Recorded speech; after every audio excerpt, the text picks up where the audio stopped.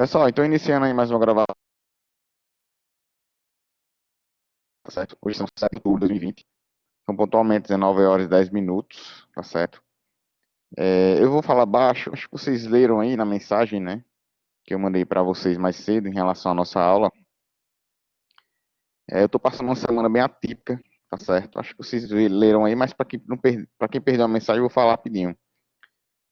Desde sábado que eu tô com minha esposa internada aqui no hospital, beleza? Com suspeita de Covid, tá certo? Então, para quem não sabe, minha esposa ela tá grávida de 8 meses. Tá chegando aí na 33ª semana. E desde sábado ela assim, começou a sentir os sintomas de Covid. A gente veio para o hospital, tá certo? E acharam melhor interná-la. Então ela tá internada desde sábado. Então, com isso aí, tá certo? As plaquetas delas começaram a baixar. E cogitou-se, hoje é quarta-feira, né? Cogitou-se de segunda para terça de ter que tirar a bebê, tá certo? Vai ser uma menininha, Liz, o nome da minha filha, vai nascer. E com isso aí, né, assim, vocês sabem, né? Eu tô falando com vocês aqui de um corredor de um hospital. Deixa eu ver se eu consigo ligar a minha câmera aqui. Pra vocês me verem. Acho que vai cair porque a internet é lenta. A minha 4G, não sei se vocês me veem aí, ó. 4G não pega aqui, certo? É da Vivo. Eu tenho um plano de dados de 200 GB no celular, mas fica cortando, né? Por causa dos hospital. Eu tô usando um Wi-Fi aqui local, que eu acho que ela é VLAN, tá certo? Então, o router dele fica bem distante. Tem um café aqui atrás de mim, mas ele fecha de 8. E a nossa aula até 9h30, né? Eu tava lá até agora, tá certo? E vim pra cá pra não ter que sair com o notebook na mão. Por conta disso, eu cancelei muitas coisas, né? Cancelei minha semana de trabalho da fábrica de software, já tenho deixado as equipes todas montadinhas, né? Eu tô com 30 pessoas esse semestre trabalhando comigo, certo? Em 3 equipes, com 3 gerentes, então, semana passada já tinha montado os processos das equipes, eles estão rodando independente. A minha questão é mais uma questão só de... Vou ter que desligar a câmera, já tá pedindo aqui, ó. E a minha questão é somente só de acompanhar o pessoal, né? E o Wallace aceitou uma oferta, certo? Suspendi claramente minhas orientações, né? Eu tenho a Alice como orientanda e Renan também, né, Renan? Então essa semana eu não tenho como atender vocês, tá certo? Tô fazendo esse esforço tremendo aqui, vocês não têm ideia da como é dar aula de uma cadeira, tá certo? Tô usando 2 cadeiras aqui, 2 cadeiras com cada uma com um braço para poder apoiar o notebook, né? E eu achei melhor não suspender as aulas pelo seguinte, né? Primeiro que minha esposa ela tá no quarto, deitada, certo? Então eu tô pertinho aí, no máximo uns 10 metros. E segundo, porque em breve, né, eu vou precisar aí queimar um dia de aula só com vocês, logicamente, né? Quando nosso bebê nascer, tá certo? Vou ter que tirar aí 5 dias. Acho que todo mundo entende, né? Que é a licença paternidade. Então, para não ter que queimar, vamos falar assim, já essa aula dessa semana, né? E a partir da semana que vem, possa ser qualquer coisa a gente já vem nas pressas. Aí eu acho melhor, tá certo, tentar dar aula registrada, ficar a aula gravada. A gente cobra da gente a gravação dessa aula, tá certo? Eles monitoram a gente em função dessas gravações, né? E para que vocês não perdessem aula, tá certo? A aula da gente hoje vai ser um pouquinho atípica. Não é que vai ser uma aula com a barriga, mas eu não vou conseguir das 2 horas e meia de aula que a gente faz, tá certo? E começando às 7h10 até às 9h40. Então ontem eu consegui ainda dar aula até umas 9h05, 9h10 mais ou menos. E não planejei nada prático para hoje. Eu tinha até planejado uma atividade prática para hoje, mas realmente não estou conseguindo fazer. Trouxe o notebook, mas para fazer mais algumas pendências que já estavam, não tem como parar. E eu fico dentro do quarto, certo? Com o notebook. Passo o dia dentro do hospital, então com o notebook a gente agiliza algumas coisas, né? Algumas coisas que não precisa estar falando, né? Mas todas as reuniões, todos os encontros, todos os tipos de planejamento que exigem aí o áudio e vídeo fica mais complicado, né? Acho que vocês estão até ouvindo, né? O pessoal aqui passando no corredor. Ó. Então, a gente tá num local público, tá certo? E eu peço a vocês aí um pouquinho de compreensão em relação ao momento, certo? Ah, só escuta minha voz, né, Alan? Cara, porque eu tô de máscara e o fone de ouvido, ele tá com o microfone dentro da máscara. Eu tô sem retorno, tanto monitor quanto de áudio. Então, realmente, e de vídeo também. Tô sem os três retornos, tá certo? E eu não consigo saber como é que tá chegando o áudio aí. Em casa não, em casa é normal, né? Em casa eu consigo ter um retorno de áudio, então eu vejo como é que tá meu timbre, qualidade da voz, esse tipo de coisa, né? Mas aqui só com fone no notebook eu fico sem a menor ideia de retorno, tá certo? Então o que é que eu vou fazer hoje? Eu vou começar agora em 7h15, né? A gente já pode bater um papo rápido aqui. Vou ter que falar baixo, certo? Mas acho que o microfone tá bem pertinho da boca, vocês conseguem ouvir. E quando foi umas... São 7h15, eu vou ver se eu faço aí umas 2 horas e poucos minutos de aula pra digamos assim, dar um coro de aula, né? Que a aula de vocês ela é programada para 2 horas e meia. Eu vou tentar puxar aí mais ou menos até umas 8h40. Eu vou fazer o seguinte, vou emendar direto aí até umas 8h40, 8h45, já libero vocês, tá certo? Para não ter que fazer intervalo e vocês voltarem, porque realmente eu vou só finalizar, tentar finalizar o slide e semana que vem a gente vê alguma coisa, né? Então eu vou aí mais ou menos, vou emendar hoje, certo? Não vai ter intervalo. Vou puxar aí até umas 8h40, 8h45, você já libera vocês de vez. E eu fico online, tá certo? Para poder dar tempo de gravação. Até umas 9h05, tá certo? Porque realmente dar aula no hospital é muito difícil. E acho que todos entendem aí, né? Espero que ninguém passe por isso, porque é uma situação muito, muito complicada, entendeu? Realmente, só sabe quem vive. Se vocês tiverem dúvidas, se vocês tiverem alguma coisa para sugerir, alguma coisa para reclamar em relação a áudio, vocês falem no chat que eu vou vendo. Outra coisa também, como eu estou sem retorno de monitor, eu vou pro slide e não vejo o chat que vocês estão falando, tá certo? Então, do momento que vocês falarem para o momento de eu voltar, eu vou ter que trocar a tela aqui na minha própria tela, né? Exatamente, Herbert. Isso aí, tem muito cuidado, cara, com Covid, isso, porque pode dar pré-eclâmpsia, pode dar síndrome HELP, das plaquetas baixarem e ter que tirar nas pressas, entendeu? E principalmente se sua esposa, se vocês tiverem um bebê com menos de 7 meses, aí que é mais complexo ainda. A da gente já tá com 8, né? Então já tá grandinha, tá com 2 quilos, mas mesmo assim já é pequenininha, né? Tem que engordar, os pulmões desenvolverem, tá entendendo? É mão de obra, viu? Não é fácil não você ter uma gravidez e gerenciar a gravidez não, viu? Serve pra todos, na verdade, né? Pela experiência que eu tô tendo de ser a primeira, é difícil, tá certo? Mas enfim, acho que importante a gente tá seguindo aqui e beleza, cara, beleza. E vamos aos poucos ir falando, tá certo? Importante a gente não parar aqui e, na medida do possível, a gente ter esse planejamento, né? Então, na passada, a gente, voltando aqui um pouquinho pro cenário, a gente falou um pouco sobre as redes bayesianas, né? Não sei se vocês lembram. É, eu falei um pouco sobre o aprendizado bayesiano, deixa eu até adiantar aqui.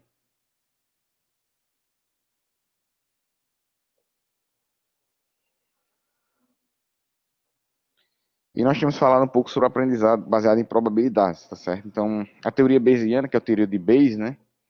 Logicamente, ela fala sobre... Deixa eu só virar o computador um pouquinho para cá. Logicamente, ela fala sobre a questão do aprendizado baseado ou guiado em probabilidades. O que é que significa dizer? Que o aprendizado é baseado nos acontecimentos da humanidade, tá certo? Baseado em evidências, ou seja, condições que possibilitam que aquele fato ele seja registrado e se torne empírico. Então, até que você tenha, digamos assim, as reformulações dessas evidências, aqueles padrões de acontecimento, eles se tornam acontecimentos, né? Que caracterizam como se fosse uma espécie de, digamos assim, status quo do momento, certo? Que caracteriza como se fosse algo que é comum e é que a partir daquilo ali é que ele se torna, vamos dizer assim, aprendido. Seria mais ou menos esse sentido que eu estou falando.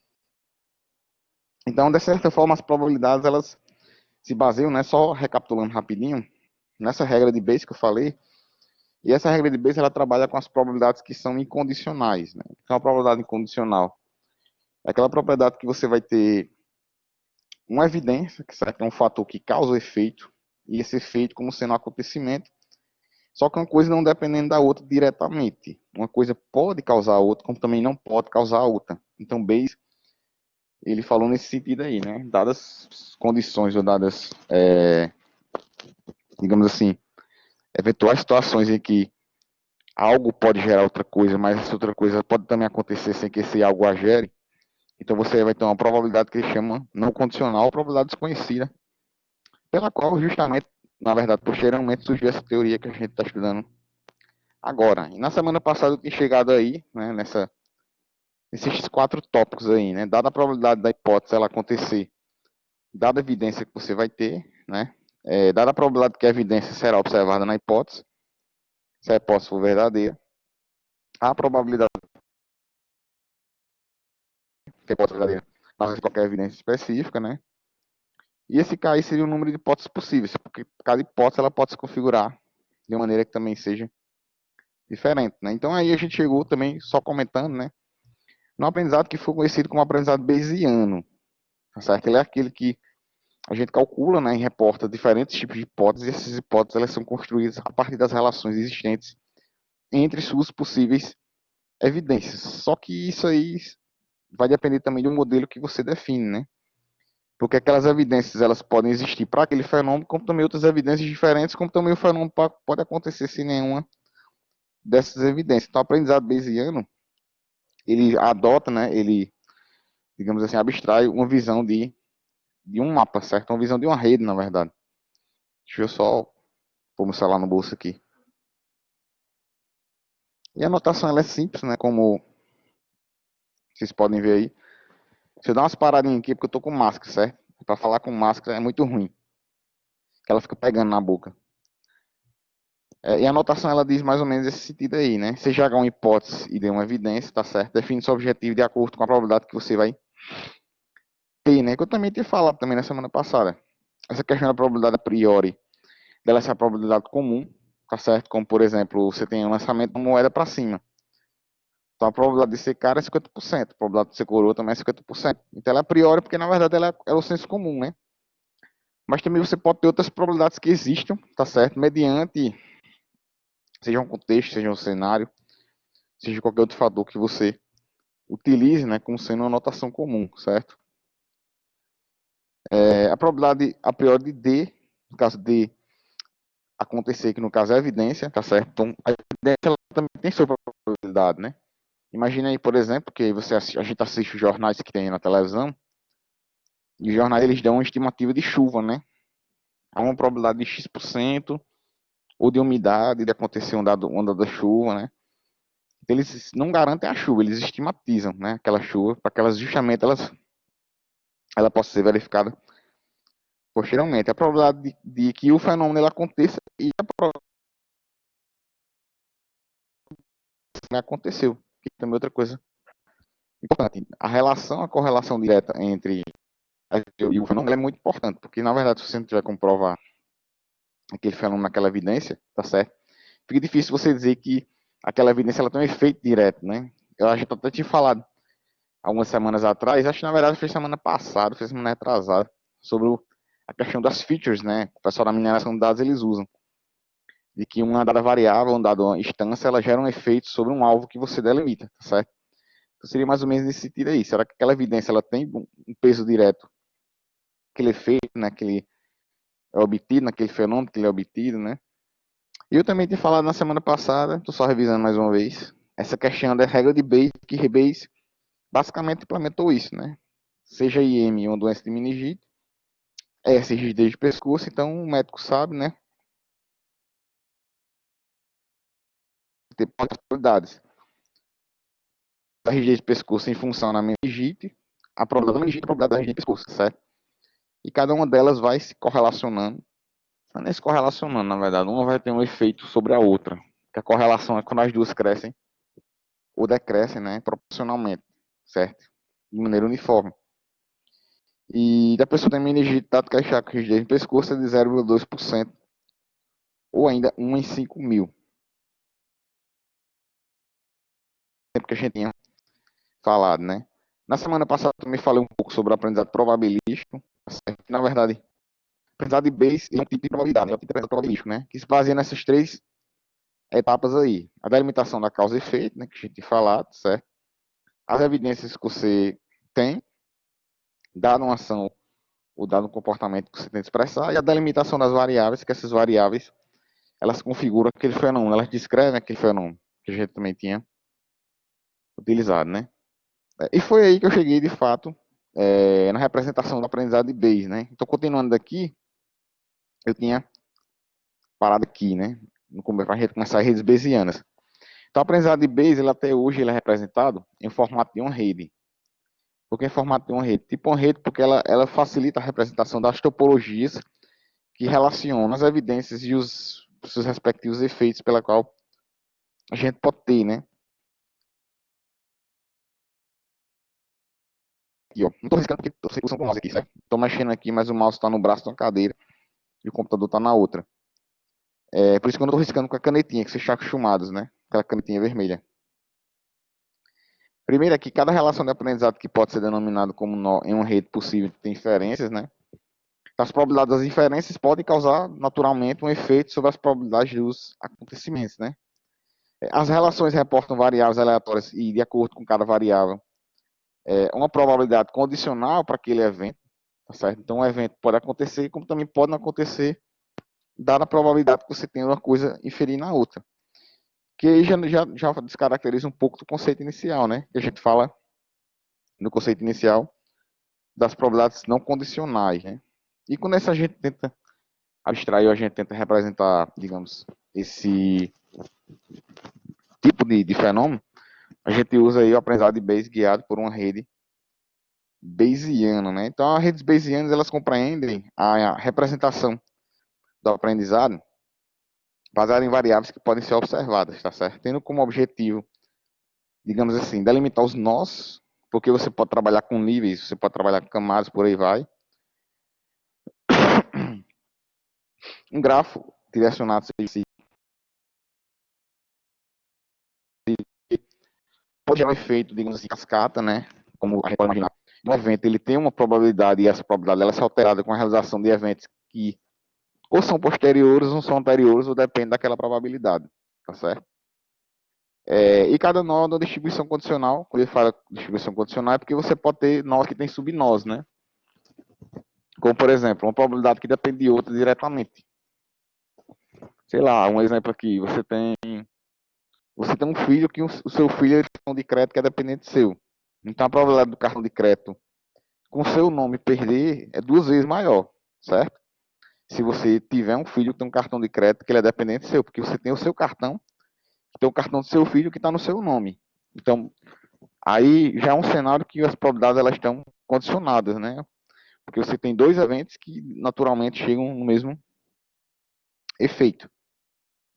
Aí aqui tem um pequeno exemplo que eu cito, né? Ó, que mais ou menos abstrai esse conceito de redes bayesianas, tá certo? Temos aí uma situação, um problema. Ó. Estou trabalhando na empresa, uma certa hora João me liga para dizer que o alarme da minha casa está tocando. Mas minha vizinha Maria não me liga. Eu sei que às vezes o alarme toca, pois na região que moro tem terremotos leves. Minha casa está sendo roubada? Aí é feita uma pergunta aí, né? Temos as seguintes variáveis. Quando ele fala variável aí, é a probabilidade desses eventos acontecerem, tá certo? Roubo, terremoto, alarme, né? João e Maria liga. Aí é uma representação dessa rede que a gente também pode abstrair, né? A topologia da rede reflete o conhecimento casual. O conhecimento casual é uma coisa que vai depender diretamente da outra, certo? O primeiro caso aí, um roubo pode ativar um alarme, um terremoto pode ativar um alarme faz Maria telefonar, o alarme faz João telefonar, e a representação da rede, ela poderia ser aí, nessa perspectiva que vocês estão vendo aí. Deixa eu ajeitar a máscara aqui rapidinho. Então, se conhecemos aí as probabilidades tanto do ladrão, quanto do terremoto, né, quanto de João e Maria telefonarem, o autor ele representou, porque eu utilizei um livro, certo? Essa tabela aí, ó. Aí ele dá aí em classificações, né, na verdade. Você tem a do ladrão, você tem a do terremoto, e você tem a probabilidade do alarme sobre o ladrão e o terremoto. Aí ele bota aí verdadeiro, verdadeiro, né? Verdadeiro, falso, falso, verdadeiro. E por aí vai. Com as probabilidades catalogadas. O que, é que significa dizer? Que elas já são aprendidas por padrão de, digamos assim, de teste. Então você pode pegar, por exemplo, aí bases de dados públicas, você pode pegar, por exemplo, aí, estudos científicos, tá certo? Que o pessoal chega em probabilidades que elas são a priori. Ou seja, probabilidades padrões é dado um evento, dado a circunstância pela qual você aplica. Então, no Brasil hoje, mais ou menos exemplificando, a gente tem probabilidade para tudo. Probabilidade de ser assaltado em um determinado local, probabilidade de acontecer um acidente dado um trecho, né? Por exemplo, se você pega a BR-230 entre Cabedelo e Cachoeira dos Índios, que é depois de Cajazeira, né? Então, quão mais incidências ou quão mais evidências se caracterizam para que aquele fenômeno aconteça, como por exemplo um acidente, mais apto a aquela probabilidade ser efetiva, a gente vai ter. E, com certeza aí quando é Adão, né, Semana Santa, Natal, por aí vai, certo?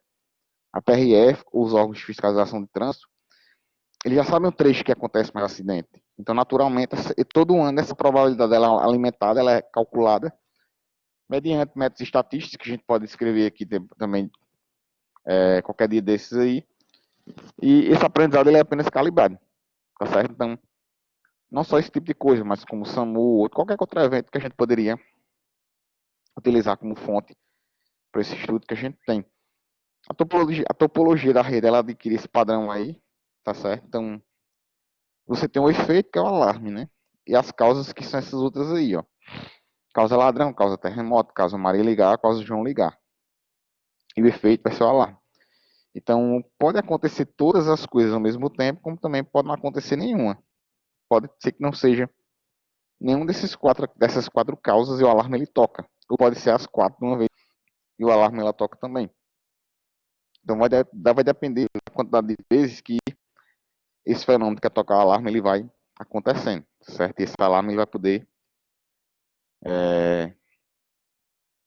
tocar dependendo das evidências que o causem. Acho que tá tranquilo, né? Todo mundo conseguiu. Todo mundo consegue me ouvir, né? Tá todo mundo caladinho aí? Beleza. Marcelo, que depois.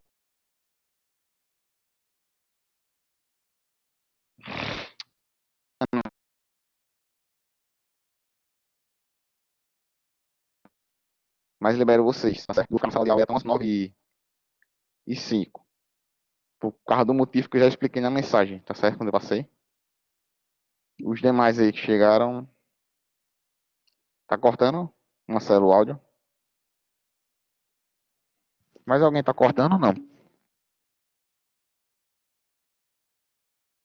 Às vezes, né? Então fica cortando sem aviso, certo? Porque a internet aqui realmente ela é lenta.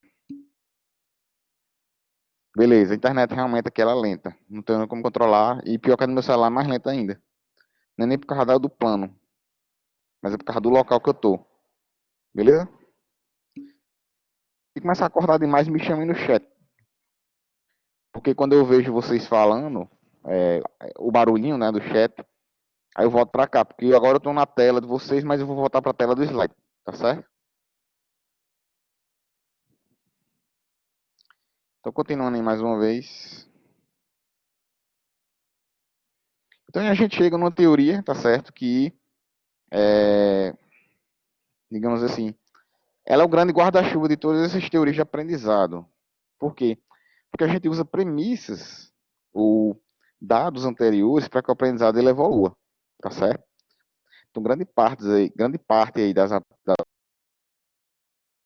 aprendizagem focada em machine learning, elas são baseadas em premissas. Então, essas premissas, ou experiências anteriores, né, como está aí no slide, são provenientes de uma teoria chamada teoria de indução, né? Não sei se vocês aí que estão escrevendo TCC já ouviram falar de método indutivo e método dedutivo, né? Acho que todo mundo já ouviu falar nisso aí, né? Que às vezes o professor TCC ele faz sua pesquisa, é uma pesquisa que tem um método indutivo, é do tipo indutivo. É basicamente isso que a gente vai falar agora também. O que é que significa uma teoria, né? O que é que significa um método que ele vai ser indutivo? É aquela que vai reportar aprendizado baseado, certo? A partir de conjectura. Conjectura é a montagem de um cenário. Conjectura é você elencar aquelas características, ou você elencar as features, ou você elencar as evidências, ou você elencar qualquer outra informação que você a use, certo? garantindo que o próximo ciclo de treinamento ele vai se basear no resultado do ciclo anterior. E esse ciclo de treinamento ele precisa ser empírico. O que é que implica dizer? Quando ele é empírico, que você tem que ter uma probabilidade, você tem que ter um padrão que ele seja, digamos assim, validado. Ele não é achismo, assim, né? Que nem às vezes muita gente a teoria de Sherlock, um tipo como é que o pessoal chama? Aqueles caras que investigam. Deu um branco agora. Repórter não, como é aquela galera que investiga? Investigador não, tem um nominho, né? Isso, detetive. É daquela teoria dele que Sherlock Holmes era um detetive porque ele era do tipo dedutivo, né? Ele não fazia as peças dos casos baseadas em construir, configurar o cenário. E a partir de teorias que já existiam, ele chegava naquele resultado, certo? Mas a maioria dos aprendizados que a gente tem hoje para IA, o próprio direito, né? A maioria dos advogados hoje em dia, eles se baseiam em induções, tá certo? Não tem como você configurar um aprendizado se que você não utiliza aí qualquer tipo de premissa, qualquer tipo de conjectura ou fato que garanta que aquele evento que acontece, ele aconteça ou ele aconteceu, né? Então, como eu falei no slide, ó, tudo que fazemos no nosso dia a dia tem resposta e influência do que a gente já aprendeu, né? Então, ou você já viu uma cena, ou você já viu uma informação, ou você já viu uma situação, ou qualquer outra característica, que a partir daquela característica você vai ter uma base para que a partir dessa base você desenvolva a representação desse aprendizado, né? Aí eu até cito no slide, né? Para que o processo seja cíclico, principalmente em entidades que buscam representar IA. Então, o aprendizado baseado na teoria indutiva, ele traz três grandes correntes. Na verdade, né? Ele traz três grandes correntes. O aprendizado busca, ele dá muito para dar vários exemplos, mostrar o aprendizado funcionando com o próprio Google, na verdade, né? O aprendizado eficiente, tá certo? Até na semana que vem eu posso mostrar os exemplos nessa aula de hoje, que eu estou falando aqui, tá certo? O aprendizado eficiente, o aprendizado específico, né? O primeiro tipo do aprendizado indutivo é aquele que você tem como principal característica fazer uma elencação aí dos principais hipóteses para classificá-las ou enumerá-las ou definir a relevância daquelas que são mais efetivas. Então você tem aí, por exemplo, sei lá, evidências que são as mais exatas possíveis de acontecer e sempre que você pode testar um dado cenário, aquele cenário de fato ele acontecer. Como se a gente também pode ter evidências que são totalmente discrepantes, né? Sei lá, vamos dar um exemplo aqui, uma evidência muito consistente. Por exemplo, a baixa umidade do ar no litoral, né? Você está em João Pessoa. Em grande parte você está em João Pessoa. Calor excessivo, um exemplo, né? Sei lá, o mar ele está com a maré baixa, estou dando outro exemplo. Vamos supor que evidência que vai chover. Estou dando aqui um exemplo, né? Ventos fortes, tá entendendo?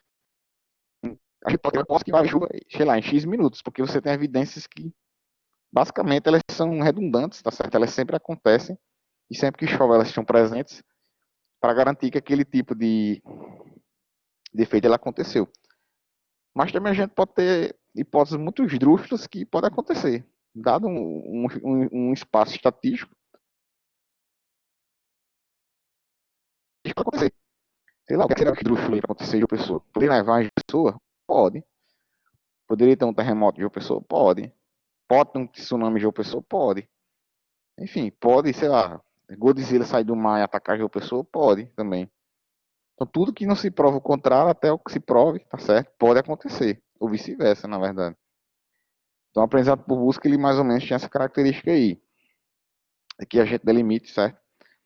O conjunto de todas as hipóteses que são consideradas consistentes e que as hipóteses consistentes elas se tornem mais próximas da realidade, conforme eu estou falando aí, né? Eu até cito, ó, que apesar de parecer simples, só lendo aqui, certo? Rapidinho.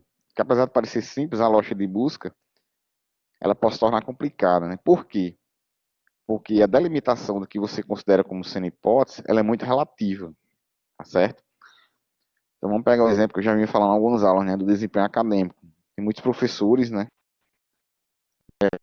a lei brasileira de diretrizes básicas de educação, que é a famosa LDB, ela diz que o professor ele tem que ter seus próprios instrumentos de avaliação, ou seja, suas rubricas, né? E a maioria das escolas que a gente tem no país, elas usam apenas a nota, um exemplo. Mas você pode criar suas próprias rubricas, né? Seja frequência, seja participação dos alunos, seja entrega das atividades, seja qualquer outro tipo de, de regra que você use para poder avaliar seus alunos. Então, para aquele modelo, para aquele cenário, para aquele contexto, para aquelas pessoas, ela é aplicável daquele jeito, tá certo? Mas para outros espaços, para outras populações, para outros ambientes, o mesmo fenômeno ele pode ter uma variação gigantesca. É tanto que na metodologia científica, quem estiver fazendo TCC, por exemplo, que eu vou rodar pesquisa de campo, que eu vou fazer teste estatístico ou experimental, o teu teste ele não é genérico. Você não pode generalizar aquela hipótese, não.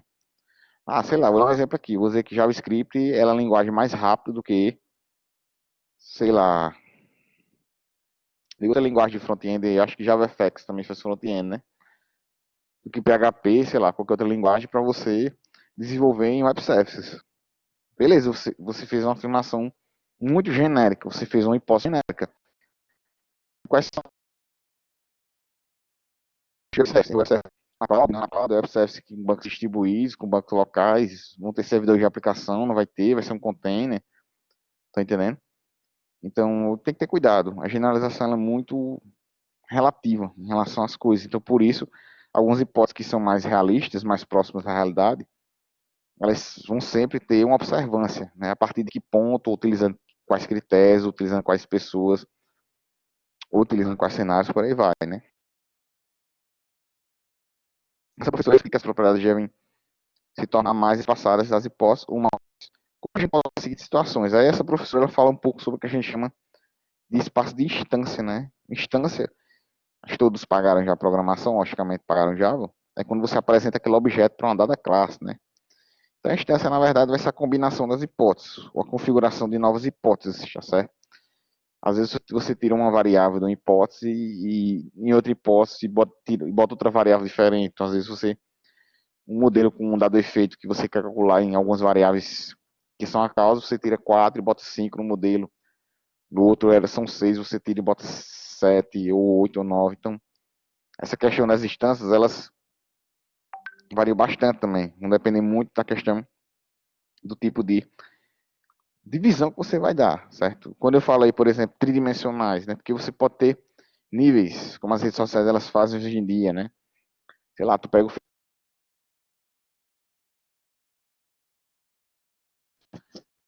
Facebook, tem vários níveis, né? Você tem um nível de mídias, tá certo? Vídeos, né? Imagens, que você tem todas as suas propriedades. Vocês têm um nível de pessoas. O Facebook ele tem um nível de objetos, o Facebook ele tem um nível de aplicações, o Facebook tem um nível de locais e por aí vai. Então, você configurar uma instância de uma hipótese, botando várias entidades e funcionar aí, no mínimo, biodimensionais, né? Porque cada, digamos, entidade dessas caracteriza como se fosse uma espécie de um nível, tá certo? De uma pessoa está num dado local, uma dada mídia, receber um dado tipo de informação e está utilizando um dado aplicativo. Então, vocês fazem, a gente vai fazendo uma relação, um conjunto de relações, que até para hipotetizar é complexo, tá certo? Que são fatores que às vezes são tão independentes que até para a gente distanciá-los torna-se complexo, tá certo? Então, continuando no slide, né? Se observar a teoria, vai entender que há uma certa multidimensionalidade, como eu falei, né? Esse exemplo do Facebook, ele é um exemplo mais simples de eu explicar, tá certo? De você dizer que pode ter hipótese que contém H linha, espaço H2 linhas, ou grupos de hipóteses que são finitas e infinitas. Não existe hipóteses infinitas, não. As hipóteses da literatura.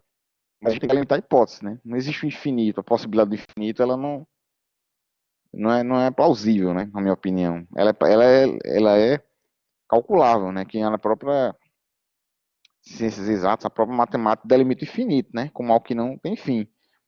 Como o próprio nome já fala, mas você tem aí hipóteses infinitas, se elas não tiverem aí uma instância que faça sentido, um sentido de ter relação entre causa e efeito, isso não vai existir, na verdade. O aprendizado com busca, ele basicamente, que a gente está falando aqui, certo?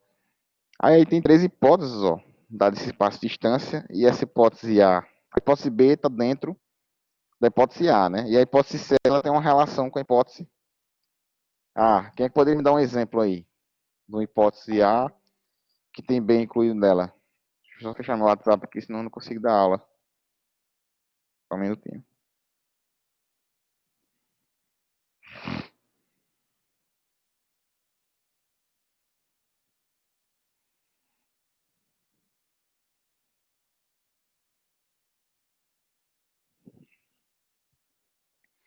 A gente pode ter várias, né? Como, por exemplo, imagine essa hipótese A aí que você tem a probabilidade de você se atrasar para a aula. Seria uma hipótese, a hipótese A, né? E a hipótese B seria a probabilidade do ônibus atrasar. Então, se o ônibus atrasar, naturalmente você vai estar atrasado para a aula, né? Se você pegar o busão, né? Se ser aí a probabilidade de haver um acidente na cidade. Então, se houver um acidente na cidade, automaticamente vai ter um impacto na probabilidade de você chegar atrasado na aula, né? Então, são hipóteses que se relacionam e naturalmente elas vão ter, digamos assim, um ambiente, né, de representação que ele é bidimensional nesse caso aqui, tá certo? Ele vai ter essa de variáveis que podem, né, se cruzar, pode ser ali no plano cartesiano, certo? Como se fossem pares ordenados. Você vai ter aí o espaço, você vai ter um tempo, ou você vai ter outras características que você queiram delimitar dadas aquelas informações, tá certo? Acho que todos me escutam, né? Eu tô vendo que tá entrando alguns, outros estão caindo. Sim, né? Beleza. Massa. Alguém tem alguma pergunta? Ninguém quer perguntar nada. O professor passar 5 minutinhos sem falar aqui. Todo mundo tá entendendo tudo. Não acredito.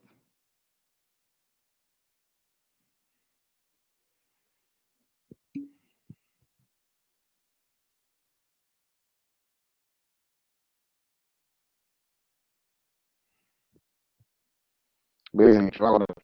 Ela já deve estar vendo o jogo do Flamengo aí, né? Também deve estar nem ouvindo a aula, né? O Flamengo joga com quem, bicho, hoje?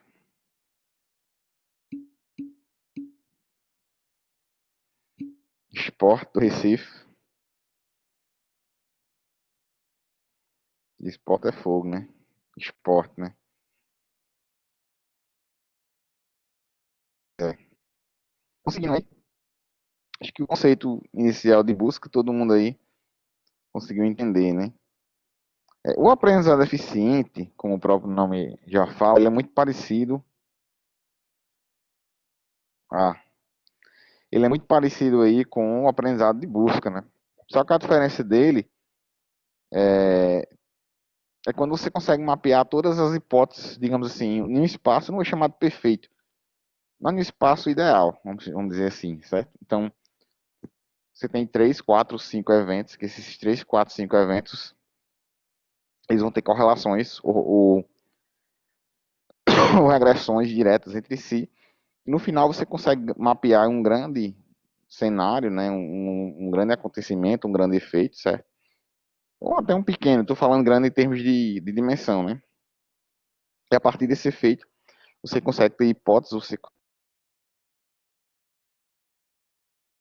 implica os fatos das relações que existem nessas hipóteses. Então, terceira hipótese, eu escrevi aí, vamos tentar traduzir o foco do aprendizado quando descobrimos que uma hipótese está totalmente influenciada pela outra, né? Então, desta forma, as hipóteses certificam que seja importante a definição de variáveis contínuas. Variáveis contínuas é quando você vai ter aí valores que sempre variam em várias opções, de várias formas, na verdade. Sei lá, você não vai ter uma variável só de um tipo, variáveis de tipos limitados, né? O pessoal que trabalha novamente com mineração costuma muito adotar esse tipo de divisão, né? Quanto mais variância tiver aí entre os valores, né? Sei lá, Pegar uma escala aí que varia, que é numérica, que varia. Não vai ser não vou dizer mais fácil no sentido de esforço, mas no sentido assim, de confiança. Você vai conseguir ter um grau maior de confiança de que a variabilidade ela vai tentar identificar um padrão, que esse padrão de fato ele tem resultado, tá certo? Que esse padrão de fato ele tem efeito. Para nos validar os espaços que a gente vai ter dentro desse contexto, tá certo? Como é que a gente entende ao que é conjuntivo e não está delimitado? Nesse sentido aí de você ter as relações entre as hipóteses, elas possam acontecer em dados espaço. Então, como boto no slide, é difícil responder essa pergunta considerando que você tem que mapear as hipóteses, tá certo? Então, como o próprio nome já fala, né? Aprendizado eficiente. Então, você para chegar naquele efeito, você tem que construir toda a série de passos iniciais, meio que seguindo uma escala aí, né? A questão primeira é a escala de definição do problema. Qual o problema que você quer tentar observar? Não vai dizer não, certo? É método de aprendizagem. A definição do problema, ela tem como pressuposto uma observação. Se você não observar, se você não delimitar, ou se você não determinar qualquer espécie de variação da observância desse problema, naturalmente você não consegue dizer que ele é um problema, né? Definir quais são as hipóteses que aquele problema ele representa, que ele tenta abstrair a partir daquela representação, certo? Tem a questão dos testes, né? Para você fazer essa questão dessa verificação, dessa viabilidade dessa representação.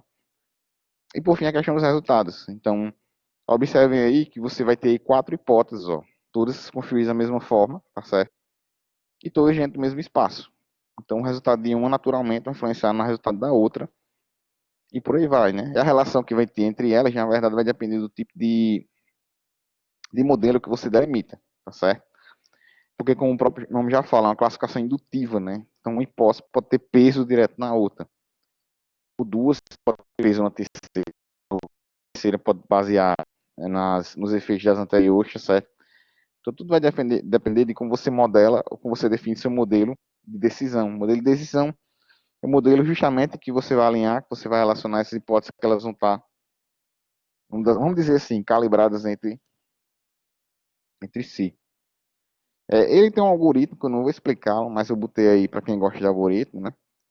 Também conhecido como aprendizado mais específico, tá certo? Mais específico, ele vai sempre buscar a hipótese que ela é mais consistente, considerando aí uma acurácia entre as relações dessas hipóteses. Mas quando eu falo acurácia, todo mundo entende, né? Acurácia é a questão da confiabilidade, tá certo? Que uma dada relação entre as hipóteses que você estabelece, ela de fato vai ter algum tipo de efeito. Esse tipo de aprendizado é conhecido como aprendizado como se fosse a última generalização, o algoritmo da última generalização, como ele costuma falar. Que você vai ter que treinar, treinar, até que ele ache, certo, um grau ali de confiabilidade que vai existir entre as hipóteses de um tipo de aprendizado que você também vai definir. Então tem dois pontos que eu acho importantes aí, né? Desculpa se a aula estiver sendo um pouquinho até rápida, que eu estou tentando falar, mas com máscara realmente fica difícil. Não preocupe não, que semana que vem eu dou uma bela revisada aqui, tá certo? Semana que vem eu já quero estar dando aula de casa. Primeiro, né?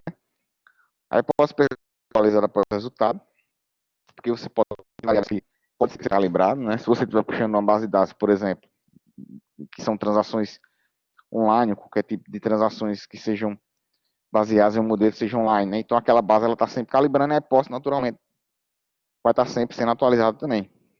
E a generalização ela é tida como suficiente porque você pode ter intervalos, né? Da mesma hipótese, não é essa escala dessa hipótese, ela também pode, certo? E a última parte da aula, a última parte do aprendizado, eu acho que eu não chego nem a 8h40. Acho que eu libero vocês daqui a uns. Tem pouquinhos slides aqui. Acho que eu libero vocês daqui a uns 15 minutos. Vocês estão me ouvindo ou não? Aí, Marcelo, tem uma pergunta, né? A atualização da hipótese é essencial para ser considerado machine learning? Marcelo, depende, cara. Tipo assim, existem situações, existem fenômenos que você não tem como atualizar uma hipótese. Tá entendendo? Por exemplo, se você pegar um lápis e soltá-lo, ele vai cair no chão, por conta da teoria da gravidade, né? Então, essa hipótese é meio que impossível e ela não tem como. Eu tô dizendo que não tem como ser no sentido, não é nem físico, é no sentido assim, não, entendeu? Não tem como você transformá-la ou se alterá-la. Sei lá, como é que é isso? Deixar o lápis solto no chão e fazer o inverso? Exatamente, ou qualquer outro tipo de relação. Agora, em cenários, como eu falei, da questão da observância, que você vai ter os fatores para a delimitação da hipótese, eles sendo relativos, sim, cara. Então, há situações como, por exemplo, vou dar um exemplo que eu até já tinha falado com vocês, algumas aulas atrás. A questão de modelo de decisão, né? Eu sempre oriento os alunos, já tinha falado, mas vou repetir mais uma vez. Exatamente, perfeito, isso que você falou. Eu vou dar um exemplo, ó. Eu sempre oriento abaixo de TCCs que os meninos mineram, né? A galera escolhe uma base, limpa a base, depois faz um pré-processamento e roda um algoritmo de aprendizado, certo? Só que como é que a galera faz? A galera usa meio que um truque para fazer isso aí. Que sentido? A galera, tipo, refina a base, certo? Usa, por exemplo, um algoritmo de árvore de decisão, um RJ48, qualquer outro tipo de algoritmo, e fica rodando o treinamento. Aí chega na acurácia inicial, vamos dar um exemplo aí de 7%. Estatisticamente falando, você tem que ter uma acurácia de 70% para garantir confiabilidade do modelo. Aí o que é que a turma roda e dá 4. Cada um tem essa variável com essa. Aí roda e dá 86. Estou dando aqui um exemplo. Não, mas eu vou botar essa outra. Aí baixa para 84, entendeu? Chega num valor que para aquele modelo que ele fez, ele é confiável. Mas a pergunta que eu faço é a seguinte: esse modelo que você fez, ele está confiável para esse algoritmo. Se você trocar de modelo, você ser com a acurácia, ela baixa totalmente. E já é até um TCC que eu recomendo. Já faz tempo atrás, estou atrás de um candidato que faça esse TCC que eu estou usando. Então, minha pergunta é, qual o melhor, não vou dizer o melhor, mas qual o modelo ideal para cada tipo de cada modelagem que você define? Tá entendendo, Marcelo? Então, tipo assim, na árvore de decisão ele pode chegar na acurácia de 86%, mas no Navy Base ele pode chegar nem a 60%, tô dando um exemplo. Então, nesse caso aí, podem até existir hipóteses diferentes que obtenham a mesma acurácia. Ou podem existir hipóteses que sejam iguais, mas com modelos diferentes eles têm confiabilidades que também são diferentes. Tu tá entendendo? Então, quando eu falo nesse sentido de atualizar a hipótese, é no sentido assim, de que você, dado um modelo que você use, né, esse modelo ele vai ter meio que um pressuposto, que é até onde esse modelo ele pode entregar um tipo de confiabilidade pela qual ele está se propondo. Tá entendendo? Então, respondendo a pergunta, dependendo do tipo, divisão da hipótese, não é que você considera machine learning, mas ela é um princípio para que você, de fato, tenha um aprendizado usando uma aprendizagem de máquina. Beleza? Acho que todos entenderam aí, né? Alguém tem mais alguma pergunta? Marcelo, tem outra pergunta? Ou não? Ninguém tem mais nenhuma pergunta, não? Tô mandando mensagem aqui pra mim, deixa eu olhar o que é.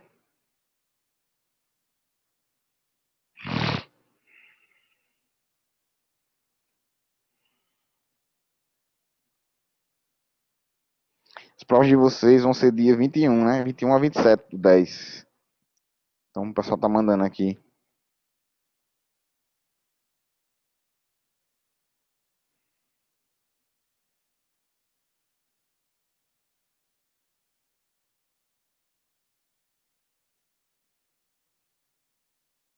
Bom, então continuando aí, né?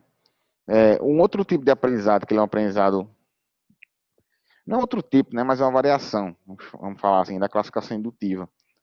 É um aprendizado baseado em regras. O que esse aprendizado baseado em regras, ele diz, né? E você vai construir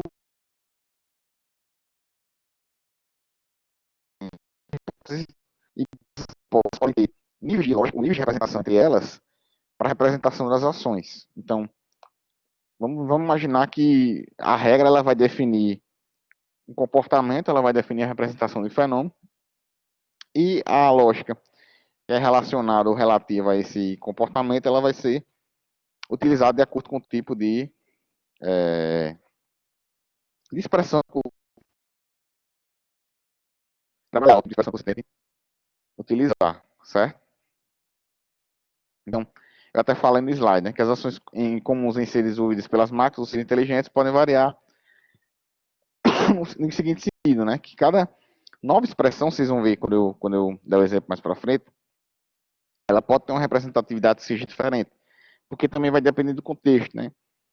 Como, por exemplo, se eu disser que, vamos pegar aqui duas espécies diferentes, vamos pegar uma espécie de ser humano e uma espécie de cavalo marinho, né? No ser humano, geralmente, são as mulheres que podem ter filho, né? As mulheres têm essa capacidade de gestação. E no mundo aí da biologia, não sei se vocês sabem, mas é o cavalo marinho macho que deu um filho, né? Os filhotes, não é a fêmea. Se eu tiver errado, vocês me corrijam aí. Então são duas abstrações que também são diferentes. Você está entendendo? Então, por exemplo, voltando para outro aprendizado que eu estava falando, eu não, só as mulheres podem filhos.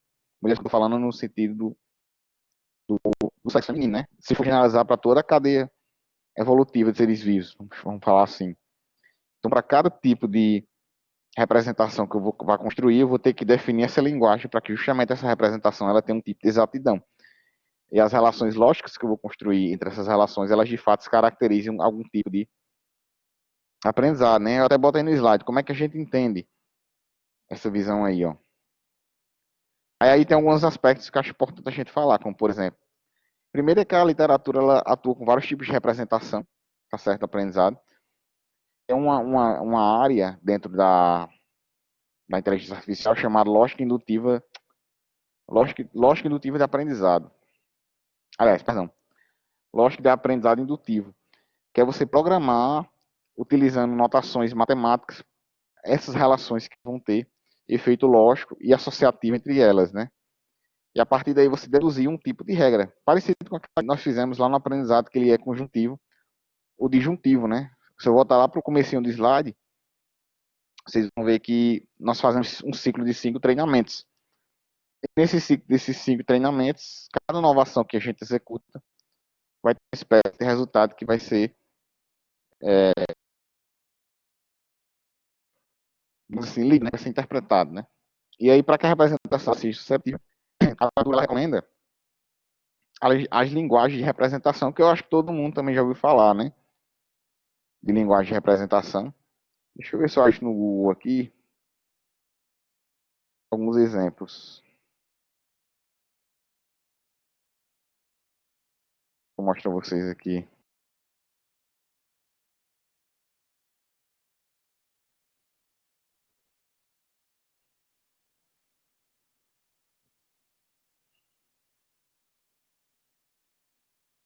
Aqui para mim apareceu representações. É representação.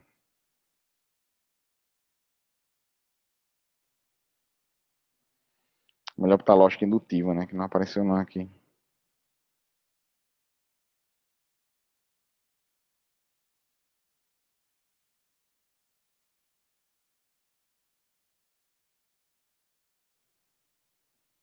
Deixa eu ver, deixa eu ver.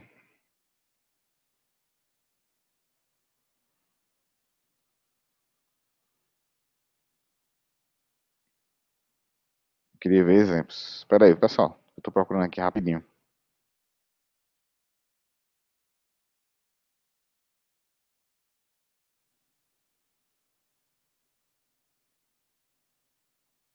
Pronto, achei aqui, ó.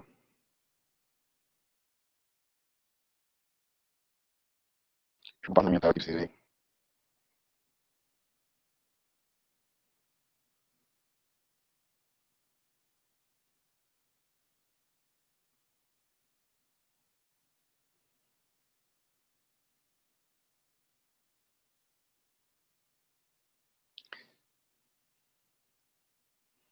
Ver se vocês conseguem. Que eu acho que representação lógica de predicado, na verdade, né? Ó, se Sócrates é ser humano, então Sócrates é mortal. Tô vendo aí que é a questão de causa e efeito. Sócrates é um ser humano, portanto, Sócrates é mortal. Continuar o slide. Esse aqui que você está falando, Marcelo? Não, mas eu tô mostrando o Google. Tá aparecendo o Google aí. É o Google mesmo, cara. Essa imagem do Google eu tô mostrando. Ó. Não tá aparecendo aí? Deixa eu tentar compartilhar minha tela, então.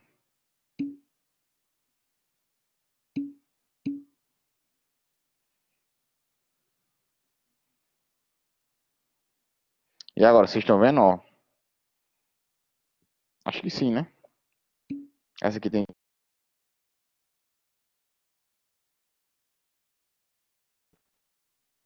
Ah, então Sócrates é mortal, né? Sócrates é ser humano, portanto, Sócrates é mortal. Então, se P, então Q, P, logo Q, né? E observe que aqui eu tenho como se fosse uma representaçãozinha aqui, ó. P, então Q, né? P, vírgula, logo Q, ó. Aí ele bota esses três pontinhos Q, ponto final. Então,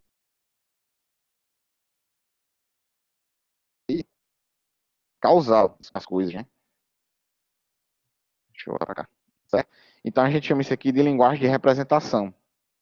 Que nesse caso aqui, eu estou exemplificando ela a partir de um predicado, que eu faço afirmações para que a partir dessas afirmações eu tenha uma relação entre elas. No slide de vocês também tem um exemplo. Mas eu já quis adiantar para que vocês pudessem ver aí essa questão dessa lógica, entendeu? Ela é baseada, sim, em álgebra de Boolean. Não é álgebra de Boolean em si, mas se baseia nas linguagens de representação atuais. Elas usam basicamente dois princípios. O princípio da lógica básica, né? Lógica de Boolean, né? E a questão das propriedades relativas da matemática. São os tipos de relação que a gente pode desenvolver a partir de funções matemáticas, tá entendendo? Então aí tem um primeiro exemplo, que é a chamada linguagem de ordem zero, que ela está em desuso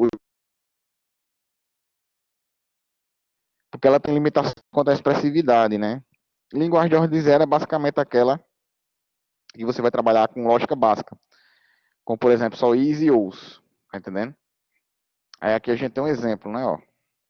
Mulher ainda adulta pode ter filhos. Deixa eu ver se passar aqui o slide.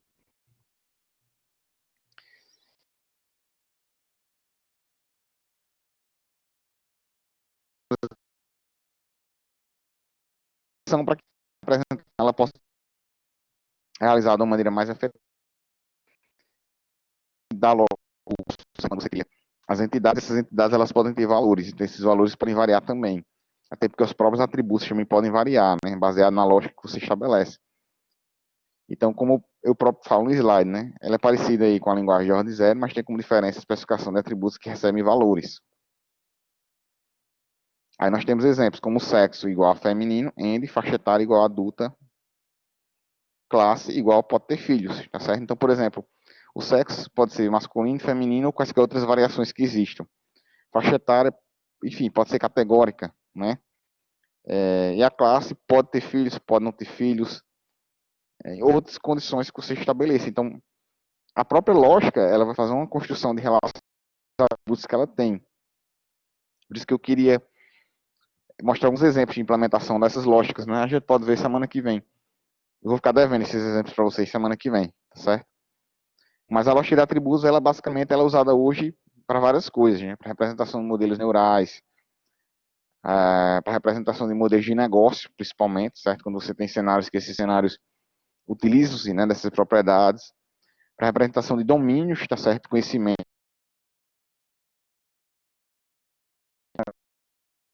coisas, né?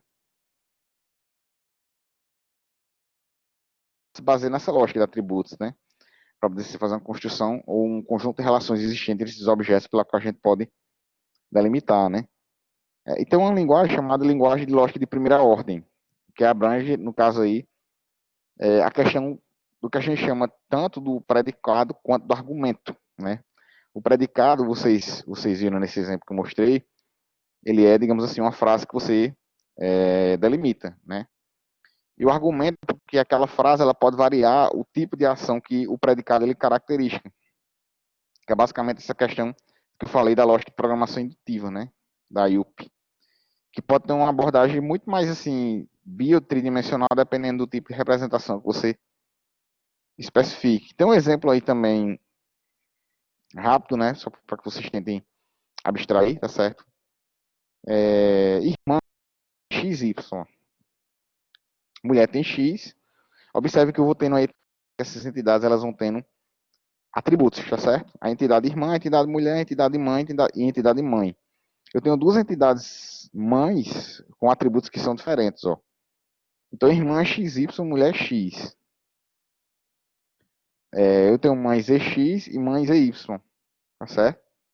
Então, cada atributo desse ele vai ter uma característica que vai ser diferente, ou que vai ser igual, vai depender da rede que você modela, vai depender do diagrama que você estabeleça para que ocorram essas relações, né? E elas influenciam muito na construção do aprendizado, porque, na verdade, digamos assim, os padrões que você identifica, que você estabelece, certo? Eles são implementáveis. Então, a maioria dos agentes, né? A maioria das estruturas ou das tecnologias que a gente tem hoje, principalmente para a questão da NLP, que é processamento de linguagem natural, né? Eles se baseiam em estruturas de lógica de predicado. Por exemplo, alguns bots mais avançados, alguns tutores virtuais, alguns agentes inteligentes reativos, alguns agentes inteligentes assistivos, é certo? Que são aqueles que eles fazem ações mediante o comportamento, a expressão do comportamento do usuário quando está interagindo, entre outros vários exemplos que a gente também pode deixar para a semana que vem, para que vocês possam ver, tá certo? Mas até aqui, a machine learning existe. É uma área bem extensa, na verdade, certo? Ela tem vários e várias outras abordagens, mas eu dei uma podada muito grande por conta da carga horária da gente, que diminuiu bastante, né? Ela era 80 horas, tá certo? E virou 60. Eu tinha programado aí hoje aula teórica, tinha programado uns exemplos práticos para hoje, para a data de hoje, mas não consegui finalizar por conta desse acontecimento que eu falei para vocês, tá certo? Eu prometi até que ia até 8h40, né? 8h40, mas eu não vou nem até novo. Tá? Eu tô olhando aqui no calendário. Deixa eu dar só últimos avisos finais aqui para gastar o tempo e liberar vocês. Hoje é dia 7, né, de outubro. Eu acredito que nossa prova vai ser dia 21. Depois vocês me confirmem aí. Então, semana que vem é 14. Eu vou fazer aí. Não vou redar essa aula, mas vou dar uma espécie de compilado dessa aula e mostrar alguns exemplos para que fique mais claro. Até porque tem alguns desses assuntos que a gente não aprofunda, né? Em questões práticas também. Senão não daria tempo. Para que eu pudesse entrar em lógica de predicado, eu pudesse entrar em reconhecimento facial, eu pudesse entrar em mineração, eu teria que pegar uma dessas correntes e a gente desenvolver alguma coisa prática. Aí não daria tempo, né? Infelizmente, nossa carga ela diminuiu um pouquinho, certo? Mas na semana que vem eu trago alguma coisa aí prática para essa questão desses últimos slides, tá certo? E eu acho que eu estou pensando em trazer um Kahoot para vocês. Se todo mundo concordar aí, eu faço um primeiro momento aí da semana que vem, complementando, até porque nossa prova só vai até Machine Learning, certo? E reexplico alguns desses exemplos trazendo práticas. E no segundo momento da aula, na segunda parte da aula após o intervalo, a gente faz uma aula ainda revisão. Sim, para vocês brincarem. O que vocês acham? Todo mundo concorda, todo mundo não concorda. Acho que tá bom, né? Beleza, pessoal. Então agradeço a todos. Peço desculpas aí pela baixa qualidade da nossa aula. Para quem chegou atrasado aí, isso, para quem chegou atrasado aí, reassiste o começo da aula que eu explico, o porquê do tá. Isso. O porquê de eu estar dando aula desse jeito, tá certo? Mas a própria mensagem lá que eu botei no Blackboard para disparar o lembrete de vocês, já tem justificando lá, tá certo? Então, mais uma vez, eu preferi não liberar todos, para a gente não ter essa data de hoje vazia, porque, como eu falei mais para frente, eu falei ainda agora, na verdade, ainda atrás, mais para frente, eu vou precisar tirar uma semana de folga quando minha bebê nascer. E eu não queria queimar aí, por exemplo, duas quartas-feiras seguidas, né? Mesmo que uma ficasse distante da outra, mas já seriam aí 2 horas e meia daria aí 5 horas de aula, né? Se vocês terem essas 5 horas de aula. Então eu achei melhor fazer esse esforço, né? Deixa eu ver se eu consigo ligar a câmera, se a internet não cair.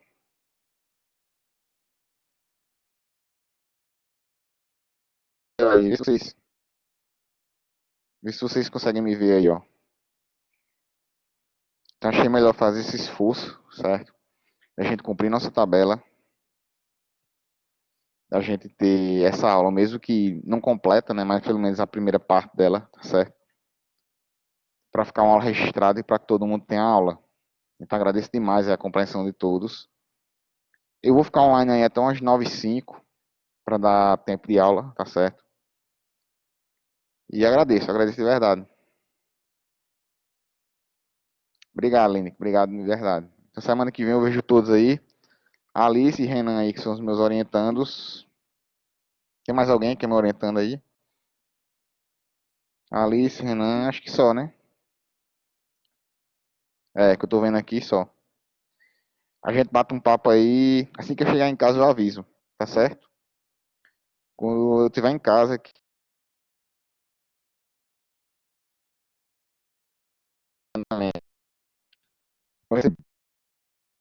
eu aviso a vocês, tá certo, Alice e Renan aí? E a gente reagenda os compromissos. Mas fiquem tranquilos que quando eu voltar eu vou tirar essa diferença de suporte em relação a vocês, TCC, e aos demais colegas de vocês em relação à aula. Tá joia? Então, boa noite para todos aí. Eu vou deixando vocês informados. A gente se vê próxima quarta-feira. Valeu. Vou estar aqui online até 9h05, certo? Mas para cumprir carga horária.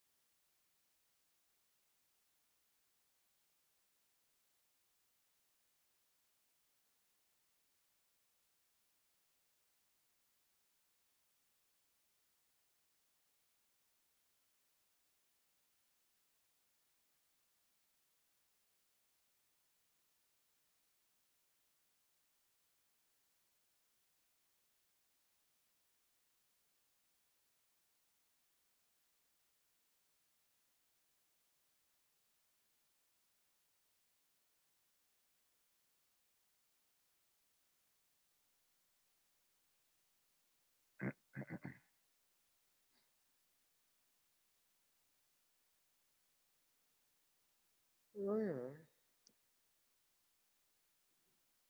Hum.